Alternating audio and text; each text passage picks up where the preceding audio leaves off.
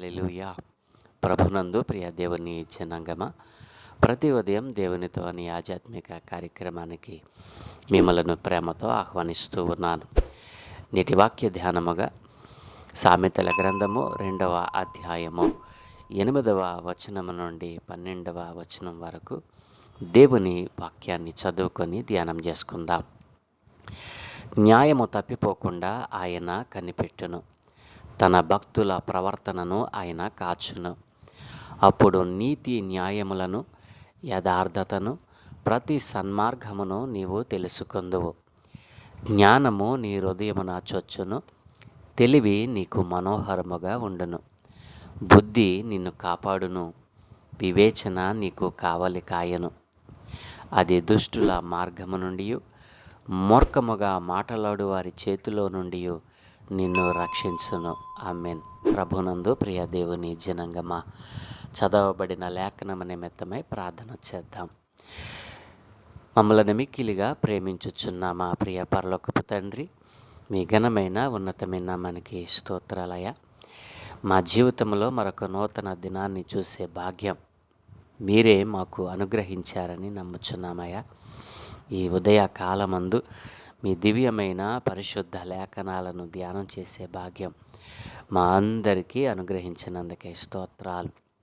ప్రతి ఉదయం దేవునితో అని ఆధ్యాత్మిక కార్యక్రమంలో నీ దివ్యమైన మాటలు వింటూ, ఈ మాటల ద్వారా బలపరచబడుతూ, తమ జీవితాలను మార్చుకొని, తమ ఆలోచనలు మార్చుకొని, తమ ప్రవర్తనను సరిచేసుకొని నీ యందు స్థిరపడుతూ ఉన్న బిడ్డలందరినీ దీవించమని, ఈరోజు మేము ధ్యానం చేయుట కొరకు చదువుకున్న ఈ లేఖన భాగాన్ని మా అందరి కొరకు దీవించి మీరే మాకు బోధించి నేర్పించమని యేసయ్య పరిశుద్ధ నామమున ప్రార్థించి వేడుకుంటూ ఉన్నాము తండ్రి.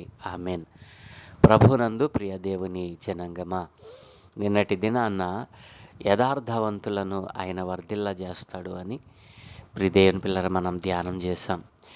అసలు 2వ అధ్యాయంలో మనం చూసినట్లయితే మొదట మరి 2వ అధ్యాయంలో దేవుడు మరి దేని గురించి వ్రాయించాడు, దేనిని వెతకటం, దేనిని వెతకాలి, దాని యొక్క మూలమేమిటో ప్రియదేని పిల్లరా, దేవుడు జ్ఞానాన్ని వెతకమని చెప్పడం, ఆ జ్ఞానానికి మూలము నేనే అని చెప్పడం మరి 2వ అధ్యాయంలో మనకు సుస్పష్టంగా మనం ధ్యానం చేశాం. జ్ఞానము మానవునికి, మనిషికి చాలా అవసరం. ఆ జ్ఞానము ఎవరి దగ్గర ఉంది అని మనం ధ్యానం చేశామంటే, యెహోవాయే జ్ఞానం ఇచ్చేవాడు, ఆయన నోట నుండి తెలివియు వివేచనను వచ్చును అని 6వ వచనంలో దేవుడు స్పష్టంగా మనతో మాట్లాడాడు.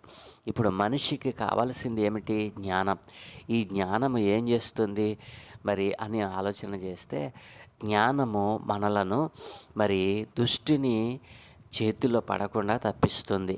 ప్రియదేని పిల్లారా, దుష్టుని చేతిలో పడకుండా తప్పిస్తుంది, మరి మంచి మార్గంలో మనలను నడిపిస్తుంది, మరి మనకు సంరక్షణ తెచ్చిపెడుతుంది. కాబట్టి ప్రియదేని పిల్లారా, మరి యథార్థవంతులను ఆయన ఏం చేస్తాడట? వర్ధిల్ల చేస్తాడంట.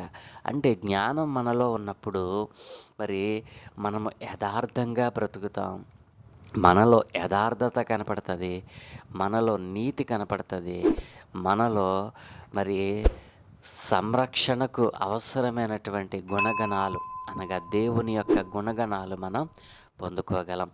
ఈరోజు మనం చదువుకున్నటువంటి లేఖన భాగం మనం చూసినట్లయితే జ్ఞానం యొక్క అనేక ప్రయోజనాలు అక్కడ వ్రాయబడ్డాయి.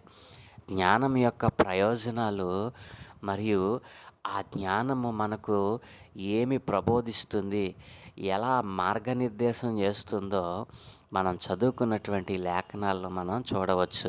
ఈరోజు మనం చదువుకున్న లేఖనాన్ని మనం చూస్తే మరి న్యాయము తప్పిపోకుండా ఆయన కనిపెట్టును, తన భక్తుల ప్రవర్తనను ఆయన కాచును. ప్రియదేని పిల్లరా, న్యాయము మరి తప్పిపోకుండా ఆయన కనిపెడతాడట. ఎవరిలో? జ్ఞానము ఎవరైతే పొందుకుంటారో, ఎవరైతే జ్ఞానాన్ని సంపాదించుకుంటారో, ఆ జ్ఞానము కూడా ఎలాంటిది? దైవిక సంబంధమైన జ్ఞానం ఎవరైతే పొందుకుంటారో వారిలో యథార్థత పోదట.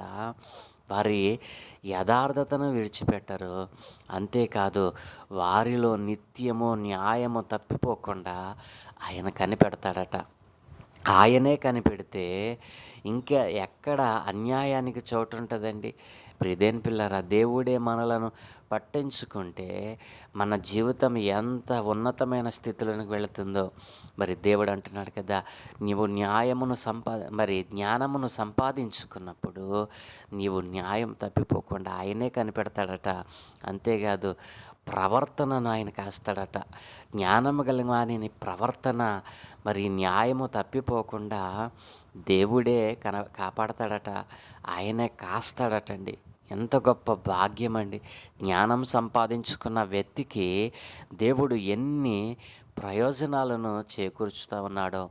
అలాగునని అంటున్నాడు కదా, 9వ వచనం మనం చూస్తే, నీతి న్యాయములను యథార్థతను ప్రతి సన్మార్గమును నీవు తెలుసుకుంటావు.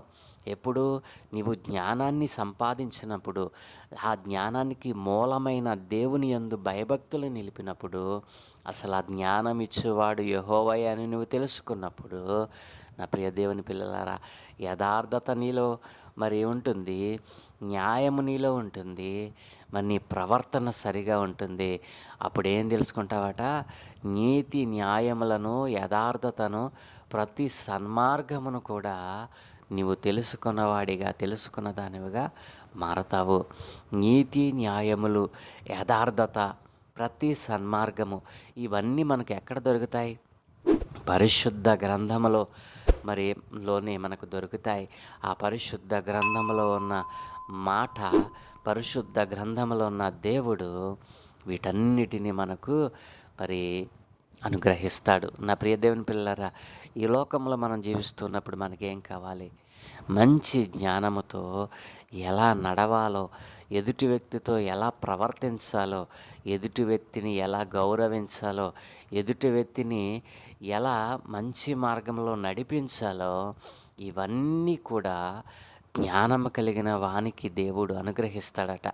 ఇవి జ్ఞానం పొందుకున్న మనిషికి దేవుడు కలుగు చేసేటువంటి ప్రయోజనాలు. ఎన్ని ప్రయోజనాలండి! మన జీవితంలో న్యాయమును తప్పిపోము. జ్ఞానం సంపాదించుకున్నటువంటి మనం, ఆ జ్ఞానము దైవిక జ్ఞానమై ఉండాలి అని చెప్పాను. ఎవరైతే దైవిక జ్ఞానాన్ని పొందుకుంటారో వారు యథార్థతను విడిచిపెట్టరు. న్యాయమును ఎప్పుడు కూడా న్యాయమునే జరిగిస్తారు. అన్యాయము జోలికి పోరు. అంతేకాదు తమ ప్రవర్తన నిత్యము కాపాడుకుంటారు. అలాగనే నీతి న్యాయములను, యథార్థతను, ప్రతి సన్మార్గమును ఎలా నడవాలో, ఎలా ప్రవర్తించాలో, ఎదుటివారి పట్ల ఎలా సంరక్షణ, మంచి హృదయముతో, మంచి ఆలోచనతో ఎలా నడవాలో అది మనకు తెలియజేస్తుందట. అంతేకాదు జ్ఞానము నీ హృదయమున జొచ్చును, తెలివి నీకు మనోహరముగా ఉండును. ప్రతి మాట జ్ఞానము కలిగినదిగా మన నోటి నుండి విడుదలవుతుంది. అది ఆ యొక్క జ్ఞానాన్ని, ఆ యొక్క తెలివిని మనలో వారు చూసినప్పుడు, ఎవరు అన్యులు చూసినప్పుడు వారు ఆశ్చర్యపడతారంట. ఎంత జ్ఞానము, ఎంత తెలివి వీరికి ఎక్కడి నుండి వచ్చింది అని అన్యుడు ఆశ్చర్యపడాలి.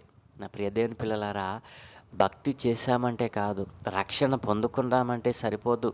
నా ప్రియ దేవుని పిల్లలారా, దేవుడిచ్చేటువంటి ఆ జ్ఞానాన్ని పొందుకోవాలి. దేవుడిచ్చేటువంటి ఆ వివేచనను మనం పొందుకోవాలి. దేవుడిచ్చేటువంటి ఆ తెలివి, బుద్ధి, కుశలత అన్నిటినీ మనం సంపాదించుకోవాలి. దేవుని పిల్లరా, ఆ అట్టి జ్ఞానము మన హృదయమున చొచ్చినప్పుడు, తెలివి మనకు మనోహరముగా ఉండునప్పుడు దేవుడు ఎంత సంతోషిస్తాడోనండి. అన్యుడు మనలో ఉన్న ఆ జ్ఞానాన్ని, ఆ తెలివిని వాడు విని, చూసి, తెలుసుకొని ఎంతో ఆనందిస్తాడు. నా ప్రియదేని పిల్లారా, ఒక అన్యుడు మనలో ఉన్నటువంటి జ్ఞానాన్ని గ్రహించగలిగేటంత మరి దేవుని యొక్క దైవిక జ్ఞానాన్ని మనం పొందుకున్నప్పుడు దేవుడు ఎంతో సంతోషిస్తాడు. కాబట్టి నీవు ఎంతకాలము నుండి దేవుని యొక్క మరి వాక్యమును మరి వింటూ ఉన్నావు, దేవుని వాక్యాన్ని చదువుతా ఉన్నావు, ధ్యానం చేస్తూ ఉన్నావు. అయితే దేవుని జ్ఞానము నీలో ఇన్ని ప్రయోజనాలను కలుగజేస్తూ ఉందా? ఇన్ని ప్రయోజనాలలో ఏ ఒక్కటైనా నీ జీవితంలో మరి కార్యము చేస్తూ ఉందా? నీ జీవితంలో అసలు జ్ఞానం ఉందా? మరి ప్రియదేని పిల్లరా, నీ జీవితంలో ఒకవేళ ఈ దైవికమైన జ్ఞానం లేకుండా లోక సంబంధమైన మరి భూ సంబంధమైనటువంటి జ్ఞానము నీ మీద ఏలుబడి చేస్తూ ఉందేమో, జాగ్రత్త. నిన్ను నీవు పరిశీలన చేసుకో. మరి 11వ వచనం మాట్లాడుతుంది, బుద్ధి నిన్ను కాపాడును, వివేచన నీకు కావలికాయను. బుద్ధి, వివేచన ఈ రెండు కూడా జ్ఞానం ఇచ్చేటువంటి ప్రయోజనాలే. జ్ఞానము మనకు ఎన్నిటిని ప్రసాదిస్తూ ఉందో చూసారా? న్యాయము తప్పిపోకుండా కాపాడుతూ ఉంది, ప్రవర్తనను సరిచేసుకోవడానికి ఉపయోగపడతా ఉంది, నీతి న్యాయములను, యథార్థతను, సన్మార్గమును అనుసరించేటట్లుగా చేస్తుంది. అంతేకాదు, ఆ జ్ఞానం మన హృదయం వచ్చినప్పుడు తెలివి మనకు మనోహరంగా, మనకే కాదు మనలను చూసిన వారికి సహితము అది ఉపయోగకరంగా మారుతుంది. అంతేకాదు, బుద్ధి నిన్ను కాపాడుతుంది, వివేచన నీకు కాస్తుంది. మరి ప్రమాదకరమైన పరిస్థితుల్లో మరి దుష్టుడు మనలను చుట్టుముట్టినప్పుడు బుద్ధి కుశలత మనలను కాపాడుతుంది. బుద్ధి అనేటువంటిది ఎంతో ఉపయోగపడుతుంది. వివేచన అంట మనకు కావలి కాస్తుందటండి. అపాయం మన మీదకి వచ్చేసిన మనం భయపడం. ఎందుకో తెలుసా? బుద్ధి, వివేచన మనకు కావలిగా ఉన్న కారణాన్ని బట్టి. కాబట్టి ప్రియదేవుని పిల్లరా, మరి దుష్టుల మార్గము నుండి, మూర్ఖముగా మాట్లాడు వారి చేతిలో నుండి నిన్ను రక్షిస్తుంది. ఏంటో తెలుసా? ఈ జ్ఞానం యొక్క అనేక ప్రయోజనాలు ఈ రోజున దుష్టుల చేతుల్లో నుండి, వారి మార్గంలో నుండి, మూర్ఖముగా మాట్లాడుతున్నటువంటి వారి చేతిలో నుండి నిన్ను రక్షిస్తుంది. కాబట్టి దైవికమైనటువంటి జ్ఞానాన్ని పొందుకున్న వ్యక్తికి ఎన్ని ప్రయోజనాలనండి. నా ప్రియ దేవుని పిల్లారా, జ్ఞానం యొక్క ప్రయోజనాలు నీవు పొందుకుని ఉన్నావా? జ్ఞానాన్ని స్వీకరించడమే కాదు, దానిని వెదకటం వల్ల కలిగే ప్రయోజనాలు ఈ భాగంలో మనము అనేకములో ధ్యానం చేశాం. మరి ఈ జ్ఞానమే మనలను సరైన మార్గాన్ని తెలుసుకోవడానికి ఉపయోగపడుతుంది. ఈ జ్ఞానమే మరి నీతి, న్యాయము, ధర్మం, ప్రతి మంచి మార్గము ఏమిటో మనకు బోధపడుతుంది, మనకు తెలియజేస్తుంది. జ్ఞానము మన జీవితంలో సరైన నిర్ణయాలు తీసుకోవడానికి సహాయపడుతుంది. అంతేకాదు, వివేకం ద్వారా సంరక్షణ కొరకు ఇది మనలను ముందుకు నడిపిస్తుంది. హృదయమును మరి తెలివిని, ఆత్మకు సంతోషాన్ని ఈ జ్ఞానమే మనకు అనుగ్రహిస్తుందని, వివేకము, వివేచన మనలను కాపాడుతుందని, మరి చెడు మార్గాల నుండి, తప్పుడు వ్యక్తుల నుండి మనలను రక్షిస్తుందని ఈ జ్ఞానము మనకు అనేక ప్రయోజనాలను తెలియజేస్తూ ఉంది. ప్రియదేని పిల్లారా, దుష్టత్వము నుండి రక్షణ కలిగించడానికి జ్ఞానం మనకు ఉపయోగపడుతుంది. కాబట్టి ప్రియ దేవుని పిల్లారా, చెడు మార్గాల్లో నడిచే పురుషుల నుండి మనలను రక్షించడమే కాదు, చీకటి మార్గాల్లో నడిచేవారు, మరి చెడు చేయటానికి ఆలోచన కలిగిన వారు, మరి మార్గాలను మరి తప్పి తిరుగుతున్నటువంటి వారు, ప్రియదేని పిల్లరా, మోసపూరితమైన మాటల నుండి, చెడు ప్రణాళికల నుండి ఈ జ్ఞానం మనల్ని ఏం చేస్తుందంట? రక్షిస్తుంది. కాబట్టి నా ప్రియదేని పిల్లరా, నీవు పొందుకున్న జ్ఞానము దైవిక సంబంధమైనదేనా? అయితే ఇన్ని ప్రయోజనాలు నీవు జ్ఞానాన్ని పొందుకోవడం వలన నీవు పొందుకోగలవు. మరి రక్షణ పొందుకున్న నీవు ఈ జ్ఞానాలలో, ఈ ప్రయోజనాలలో ఏ ఒక్కటినైనా సంపాదించుకున్నావా? నీ జీవితంలో దేవునికి మరి ఆనందాన్ని ఇచ్చేటువంటి, సంతోషాన్ని ఇచ్చేటువంటి ఆ యొక్క జ్ఞానాన్ని, వివేచనను, బుద్ధిని, మరి యథార్థతను కలిగి ఉన్నావా? నీవు ఒకసారి పరిశీలన చేసుకో. ఈరోజు దేవుని మరి లేఖనంలో నుండి దేవుడు మాట్లాడుతున్నాడు కదా, ఇట్టి ప్రయోజనాలన్నీ నేను నీకు అనుగ్రహిస్తానంటున్నాడు. ఈ ప్రయోజనాలన్నీ నీకు మరి ప్రాప్తించి దేవుని యొక్క మరి బలమైన చేతుల కింద నువ్వు ఒక ఫలించేడు కొమ్మగా ఉండాలంటే ఇప్పుడే నీవేం సంపాదించుకోవాలో తెలుసా? దేవుని యొక్క జ్ఞానాన్ని సంపాదించుకోవాలి. జ్ఞానానికి మూలమైన దేవుని నీవు సంపాదించుకోవాలి. దేవుని వాక్కును నీవు సంపాదించుకోవాలి. దేవుని ఉపదేశాన్ని నీవు సంపాదించుకోవాలి.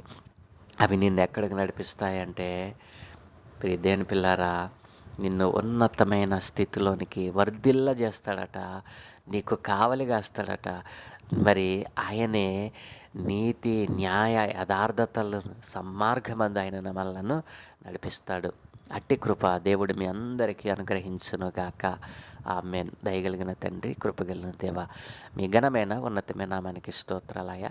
ఏ మంచి లేని మా జీవితంలో మరొక నూతన దినాన్ని దయచేసినందుకే వందనాలు.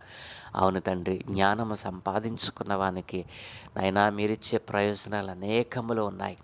అట్టి ప్రయోజనాలను పొందుకొనకుండా ఈరోజున అనేక మంది లోక సంబంధమైన జ్ఞానమును కలిగి నాయన మీరిచ్చు జ్ఞానముకు మూలమైన ఆ జ్ఞానముకు కర్త అయిన మిమ్మల్ని విడిచిపెట్టి ఈ లోకము దాని సంబంధమైన ప్రతి మార్గంలో నాయన తప్పిపోతూ ఉండగా, నా తండ్రి మీరు ఒక్కసారి కలుగ చేసుకోండి నాయన.